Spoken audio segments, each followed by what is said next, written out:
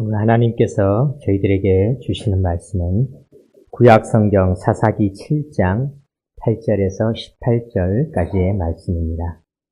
사사기 7장은 구약성경 372면에 있습니다.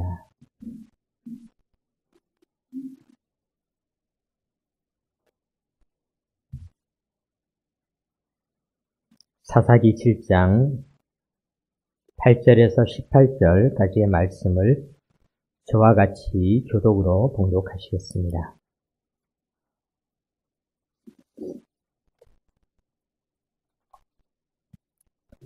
이에 백성이 양식과 나팔을 손에 든지라. 기드온이 이스라엘 모든 백성을 각각 그의 장막으로 돌려보내고 그 300명은 머물게 하니라. 미디안 진영은 그 아래 골짜기 가운데에 있었더라.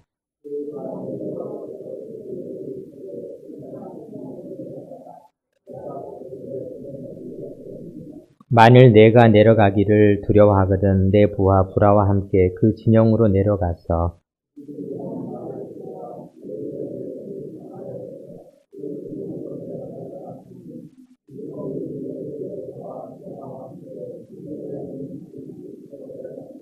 미디안과 아말렉과 동방의 모든 사람들이 골짜기에 누웠는데 메뚜기의 많은 수와 같고 그들의 낙타의 수가 많아 해변의 모래가 많음 같은지라.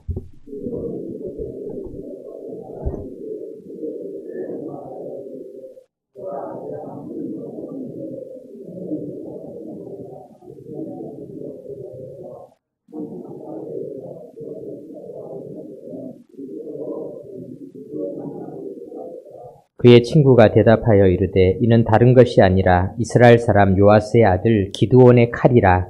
하나님이 미디안과 그 모든 진영을 그의 손에 넘겨주셨느니라 하더라.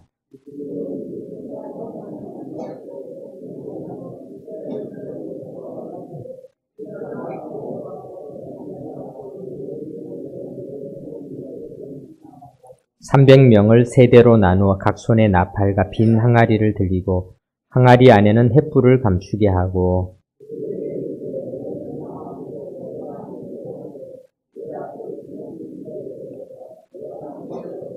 다 같이 읽겠습니다. 나와 나를 따르는 자가 다 나팔을 불거든 너희도 모든 진영 주위에서 나팔을 불며 이르기를 여호와를 위하라 기드온을 위하라 하라 하니라. 아멘. 우리가 이제 사순절 두 번째 주일이지만 우리가 계속해서 기드온에 대해서 말씀을 나누고 있는데요. 지난 주일에는 기드온의 300용사들, 하나님께서는 목마름에 무릎 꿇지 않은 자들, 즉 그들을 다 돌려보내시고 무릎 꿇지 않은 300명의 용사들만 남겨두셨던 그 모습을 보면서 우리가 배고프다, 목마르다, 힘들다, 어렵다라고 해서 그곳에 무릎을 꿇는 것이 아니라 오직 우리 주님에게만 무릎을 꿇는 삶에 대해서 생각을 해보았습니다. 오늘은 우리가 이 길량식과 나팔 이런 제목으로 함께 말씀을 나누도록 하겠습니다. 본문 8절을 보겠습니다. 8절에 보니까 이에 백성이 양식과 나팔을 손에 든지라 이렇게 기록하고 있습니다. 300명의 용사들, 이들은 이제 양식과 나팔을 손에 들고 기드온을 따라 이제 전쟁을 하러 가게 되는데요. 이 양식이라는 이 말은 체다라는 그런 히브리어인데요. 얼마 전에 새 한글 성경이라고 12년간 우리 또 연구를 해서 새롭게 이렇게 번역을 한 성경이 있습니다. 이 새 한글 성경에 보면은 이 양식을 길량식이라고 이렇게 이 새 한글 성경에는 이야기를 하고 있습니다. 왜냐하면 이 체다라고 하는 단어는 우리가 가지고 있는 양식 중에서 특별히 오래된 단어인데요. 이 단어는 옛날에 이제 사냥을 해서 잡은 양식을 의미하고 있습니다.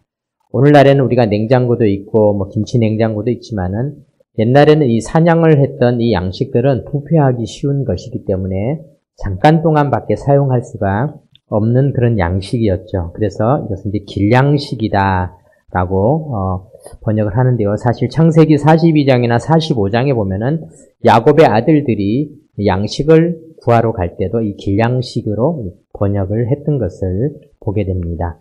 우리가 이제 이렇게 생각해 볼 수 있습니다.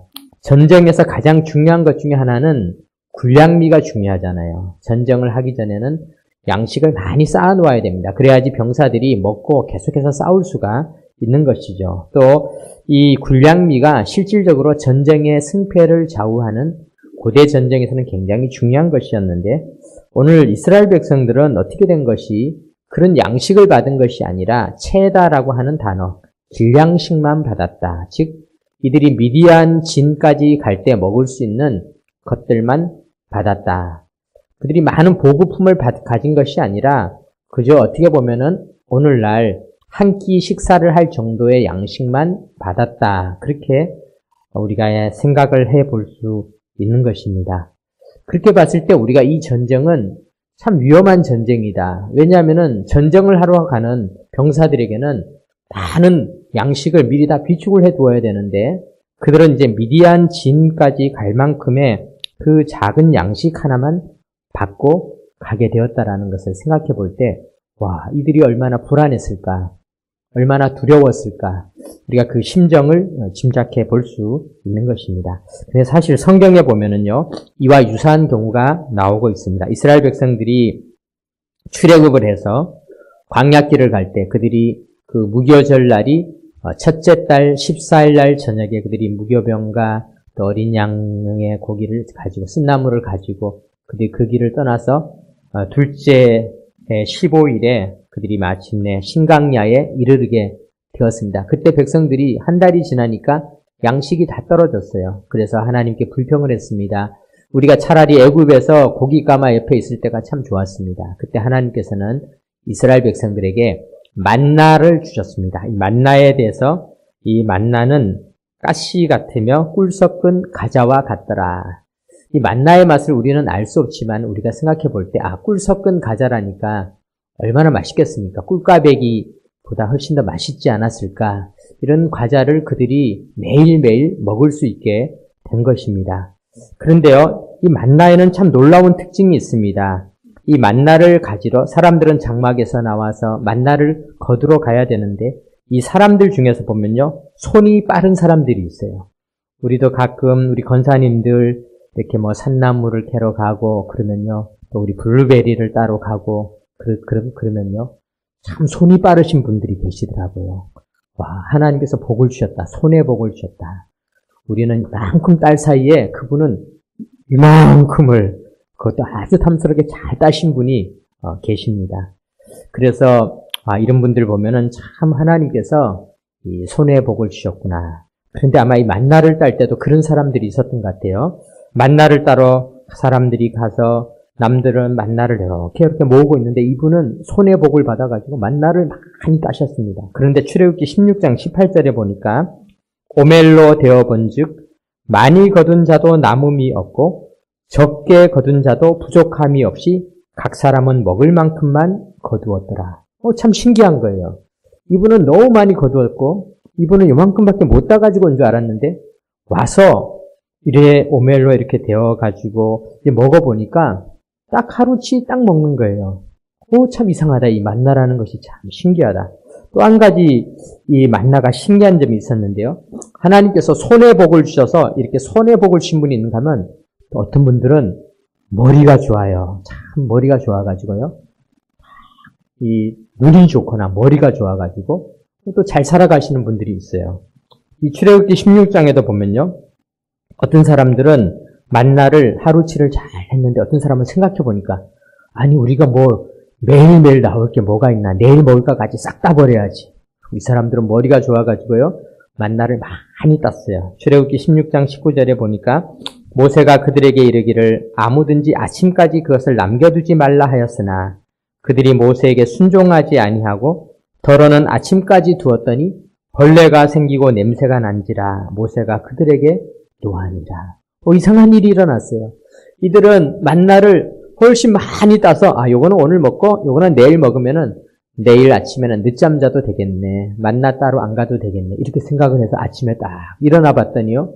어제 따놓은 만나가 다 벌레가 먹고 다 먹을 수 없게 된 거예요. 하나님께서 이 만나의 정신은 크게 두 가지를 우리에게 주신 것입니다. 첫 번째는 뭐냐면요.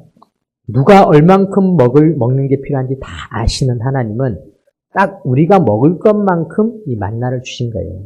두 번째는 뭐냐면은 만나는 매일매일 따야 되는 거예요. 하나님께서 왜 만나를 주셨냐면은 사실은 하나님은 이스라엘 백성들이 그동안에 바로의 노예가 되어서 애굽의 종살이를 했는데 이제는 하나님을 섬기는 백성이 되기를 원하셨던 거예요. 그래서 이들이 매일매일 아침에 눈을 뜨고 하나님을 만나러 오기를 원한 거예요. 만나를 따러 오는 거지만 사실은 하나님은 이스라엘 백성들을 매일매일 얼굴을 보기 위하신 것이었어요. 그래서 만나를 따러 오는 이스라엘 백성들을 하나님께서 흐뭇한 모습으로 지켜보시는 거죠. 마치 어머니가 아침밥을 해놓고 자식들이 아침에 밥 먹으러 다 나왔는데 아이들이 밥을 맛있게 먹는 것을 보면은 기분이 좋잖아요. 흐뭇하잖아요. 그런데 바로 그런 기쁨을 누리고 싶으셨던 것이죠. 그래서 하나님은 이스라엘 백성들에게 만나를 주셨던 것입니다. 여러분들 혹시 이렇게 한번 생각해 봅시다.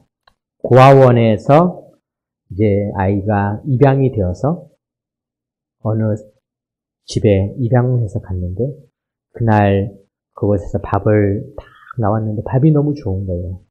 그런데 거기 보니까 생선도 나오고 또 고기도 나오고 찜계란도 나오고 막 좋은 음식이 나오니까 이 아이가 그 중에서 사과도 몰래 챙기고 이것도 챙겨가지고 방에다가 이제 가져다 놓은 것이죠. 어느 날 새로 온 그 아이의 방 청소를 하러 가봤더니 침대 밑에 음식이 있는 거예요. 그래서 아이에게 물어봤어요. 얘야, 이것을 왜 여기 갖다 놨냐. 그런데 알고 보니까 이 아이는 그런 습관이 있었던 거예요. 옛날 고아원에서 살 때는 내 것을 내가 안 챙기면 누가 주지 않기 때문에 음식을 챙겨놓았던 거예요. 어머니가 얘기했어요. 이제 걱정하지 마라. 네가 필요하면은 언제든지 줄 테니까 따로 챙기지 말아라. 언제든지 줄 것이다. 이렇게 해서 아이와 엄마가 진짜 엄마와 엄마처럼 신뢰관계가 생기고 사랑관계를 서로가 느끼게 되면요. 이제 아이는 더 이상 음식을 챙기지 않게 되는 것 아니겠습니까? 오늘날에도 우리 아이들이 아침밥을 먹으면서 이 생선은 뒀다가 점심에 먹어야겠다. 점심을 안 주면 어떡하냐. 이러는 아이는 없습니다. 왜냐하면은 아이는 엄마를 믿는 거예요. 엄마가 내가 배가 고프면 또 줄 것이다. 저녁도 줄 것이다. 내일 아침도 줄 것이다. 이런 믿음이 있으니까 아이는 더 이상 챙길 필요가 없는 거예요. 여러분, 만나는 그런 것입니다. 이스라엘 백성들이 애굽에서 종살이 할 때는 내 것을 챙겨야 되었습니다. 그래서 감춰 놓아야 됐습니다. 그러나 이제 하나님의 자녀들이 되었기 때문에 하나님이 매일매일 40년간 그들에게 만나와 메추라기를 주신 겁니다. 그래서 더 이상 챙길 필요가 없다는 것입니다. 그것이 이 만나의 정신이라고 할 수가 있는 것입니다. 사랑하는 성도 여러분, 주기도문에도 보면요. 주기도문에 오늘 우리에게 일용할 양식을 주시고 이렇게 기록하고 있는데 일용할 양식. 이것은 영어로 이야기하면은 데일리 브레드, 매일매일 주시는 빵, 매일매일 주시는 양식이라는 뜻을 가지고 있습니다. 우리가 주기도문으로 주님께서 가르치신 그 기도로 우리가 기도를 하는 이유는 무엇입니까? 하나님은 우리에게 우리가 꼭 있어야 할 것을 아시기 때문에 우리가 무엇을 먹어야 될지를 아시기 때문에 우리에게 일용할 양식을 주신다는 사실입니다. 사랑하는 성도 여러분, 오늘 우리들도 종종 미래가 두렵고 힘들고 어렵고 또 앞날이 보이지가 않을 때 우리도 모르게 자꾸 우리는 내가 미래를 준비해야지, 내가 챙겨야지, 나를 신뢰하고 내 양식과 내 창고를 의지하고 살아가고 싶어 할 때 하나님은 오늘 우리에게 말씀하십니다. 너희들이 정말로 의지할 것은 네가 준비하고 예비한 것이 아니라 하나님 아버지 자신이다. 나는 너희들이 매일매일 나에게 와서 만나를 가져가기를 원한다. 이것이 만나의 정신이라고 할 수가 있습니다.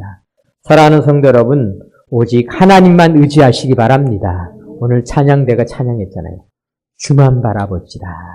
주만 바라봅시다. 주님은 만나를 주시고 또 주시는 분이심을 믿으시기 바랍니다.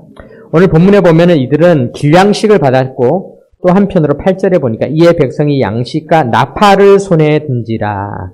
한 손엔 양식이고 한 손엔 나팔을 들었어요. 손이 두 개밖에 없으니까. 그러면 이들에게는 무기가 없었어요. 전쟁에 나가는 자들은 칼이나 창을 잡아야 되는데 이들은 무기를 손에 들지 않고 나팔을 들고 갔습니다. 참 어떻게 보면 이 전쟁은 이스라엘 백성들이 생각할 때는 너무나 충격적입니다. 왜냐하면은 오늘날에도 군인들은 여러 가지 보급품을 다 받게 되어 있습니다. 그런데 이 기드온의 300용사들은 보급품이 없었어요. 하다못해 물통도 없어서 손으로 움켜서 물을 마셨는데 군복도 없었죠. 칼이나 창도 받지 못했습니다. 나팔만 가졌습니다. 그런데 이들이 어떻게 이것으로 전쟁을 할 수가 있었겠습니까? 이스라엘 백성들이 홍해를 건너 애국 군대의 추격을 받으며 마침내 가나안 향해 갈 때도 마찬가지였습니다. 애국 군대는 그들이 철병거를 가지고 있었어요. 그런데 이스라엘 백성들은 아무런 무기가 없었습니다. 그러면 그 전쟁은 이스라엘이 백전백패할 줄 알았는데요. 어떻게 되었습니까? 아니잖아요.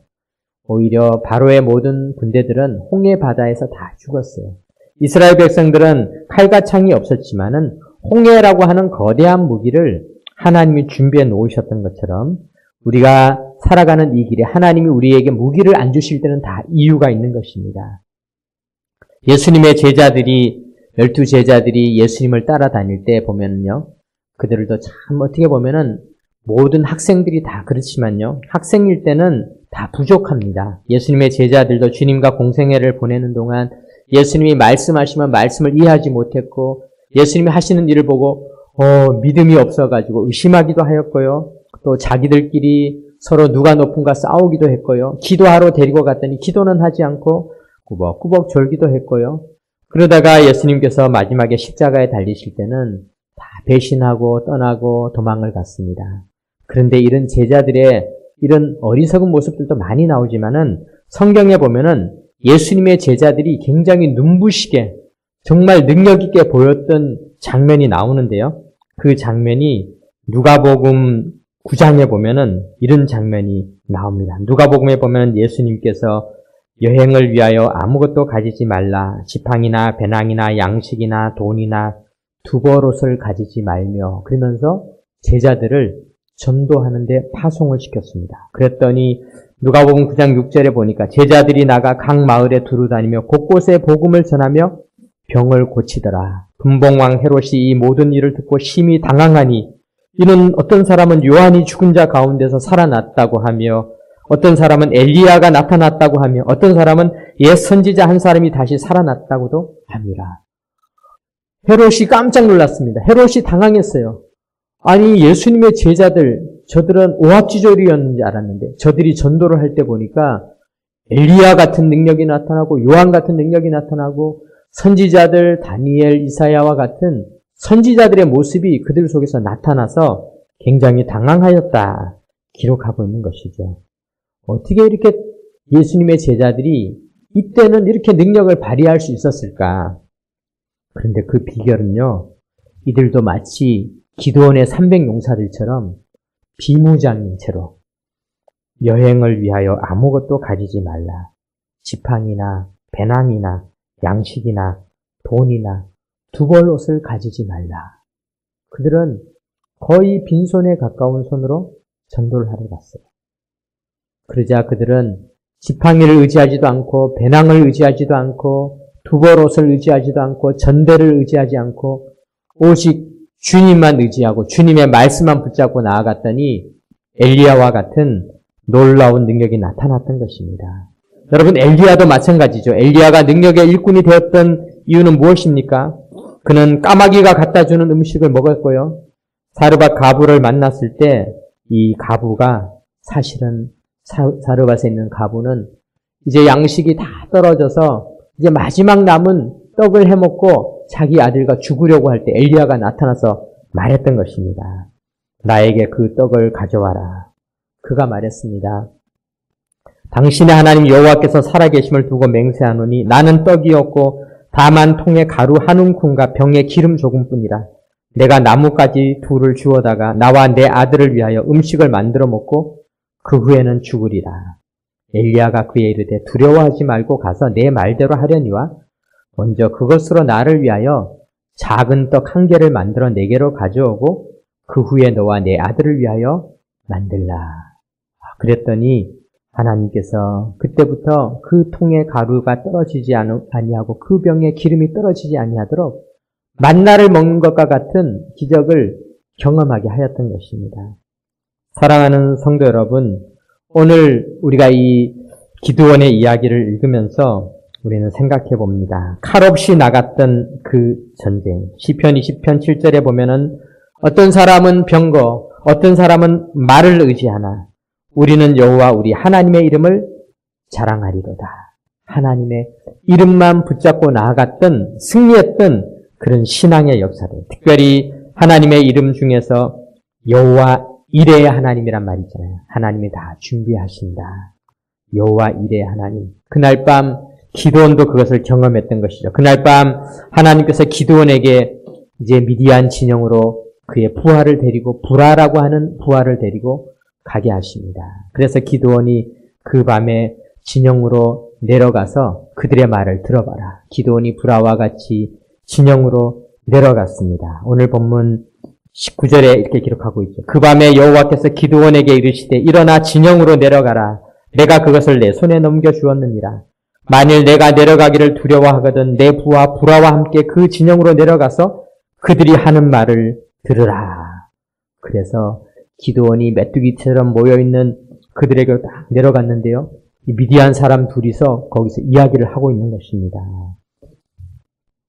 13절 한번 보겠습니다. 13절에 기드온이 그곳에 이른즉 어떤 사람이 그의 친구에게 꿈을 말하여 이르기를 보라 내가 한 꿈을 꾸었는데 꿈에 보리떡 한 덩어리가 미디안 진영으로 굴러들어와 한 장막에 이르러 그것을 쳐서 무너뜨려 위쪽으로 엎으니 그 장막이 쓰러지더라. 한 친구가 꿈을 꾸었는데요.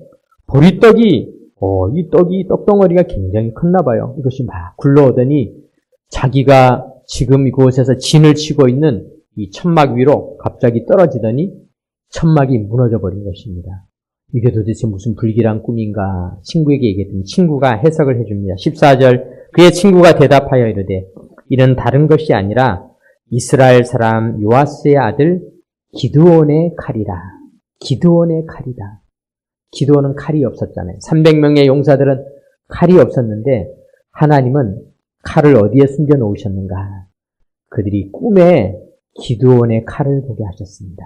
보리떡으로 보이는 그것은 하나님의 칼, 하나님이 함께 하시는 그 칼을 보게 하셨습니다.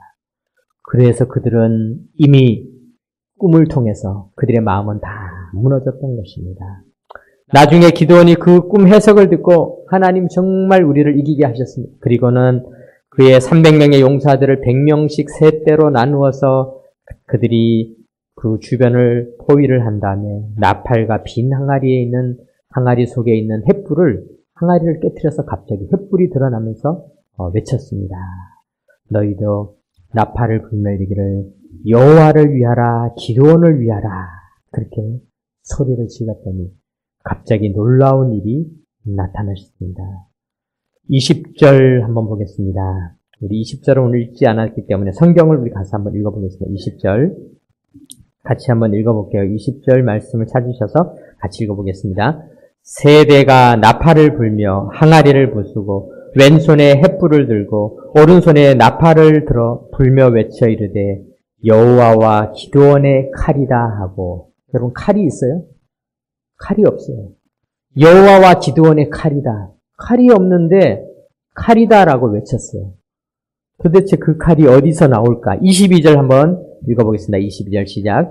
300명이 나팔을 불 때 여호와께서 그 온 진영에서 친구끼리 칼로 치게 하심으로 적군이 도망하여 스레라의 베시다에 이르고 또 벳밥에 가까운 아벨모홀라의 경계에 이르렀으며 놀라운 일이 나왔어요. 만약에 기드온의 300용사들이 다 칼을 가지고 가봤자 이 칼은 300자루의 칼에 불과했지만요.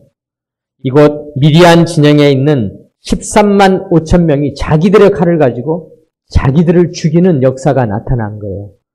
놀라운 일이 일어난 것이죠. 하나님의 칼은 그렇게 준비가 되어졌다라는 것을 오늘 본문은 보여주고 있는 것입니다. 사랑하는 성도 여러분, 오늘도 만나의 삶을 살아가는 우리들에게 하나님은 이와 같은 일을 이루십니다. 제가 신학대학교를 가기 전에 하나님께 그런 기도를 했습니다. 당시에 제가 학교를 졸업하고 신학대학원을 간다고 하니까 친구들이 저를 이렇게 많이 말렸어요. 야, 너 목사 되면은 되게 가난하게 산다. 어렵게 산다. 힘들게 산다. 그러면서 왜 그 길을 가려고 하느냐. 그렇게 이야기를 했습니다. 그때 제가 기도를 했는데 하나님, 하나님께서 저를 이 길로 불러주셨으니 이 길로 갈 테인데 하나님께서 저에게 제 나이 또래 공무원들 사는 것만큼만 살게 해주시면 정말 이 길을 가겠습니다. 그때는 그게 그렇게 큰 기도 제목인지 모르고 그렇게 기도를 드렸는데요. 그리고 그때 당시에 제가 어떤 그 간증을 듣게 되었는데 지금은 이제 유명해졌지만 그때만 해도 유명하지 않으셨던 최일도 목사님이라는 분이 제가 청량리에 그때 살았는데 그 청량리역에서 가스버너를 가지고 와서 라면을 끓이시면서 그곳에 있는 노숙자들과 어려운 사람들에게 밥을 제공하는 그런 일을 하셨습니다. 그때 이제 최일도 목사님이 라면을 끓여주는데 사람들이 점점 늘어나니까 라면 값이 없어요. 라면을 끓여줘야 되는데 라면이 뭐 그렇게 계속해서 사람들이 오니까 끓여줄 수 없는. 그래서 그 청량리역 광장에서 기도를 했답니다. 하나님 저에게 정말 라면을 주시면 안 되겠습니까? 그런데 어느 날 하나님께서 정말 라면을 주실 것 같은 확신을 주셨다는 거예요. 그런데 며칠이 지나서 놀라운 일이 일어났다는 겁니다. 당시에 우리나라에서 제일 큰 라면 회사 중에 하나였던 한 회사에서 전화가 온 거예요. 라면을 당신이 끓여주는 좋은 일을 한다고 하는데 우리가 라면을 좀 드리고 싶은데 근데 걱정인 거는 양이 너무 많아서 당신이 받으실 수 있을지 모르겠다고. 그러니까 얼마나 양이 많냐면 큰 트럭으로 2트럭 정도를 라면을 주신다는 거예요. 그래서 이게 아니 어떻게 주시기만 하면 제가 어떻게 하겠습니까? 그래서 그 라면을 다 받은 다음에 당시에 청량리역에는 이렇게 노숙자들도 있었지만은 그 유흥업소가 참 많았는데 거기 있는 언니들이 또 최일도 목사님이 또 좋은 일을 하니까 다 부탁을 했다는 겁니다.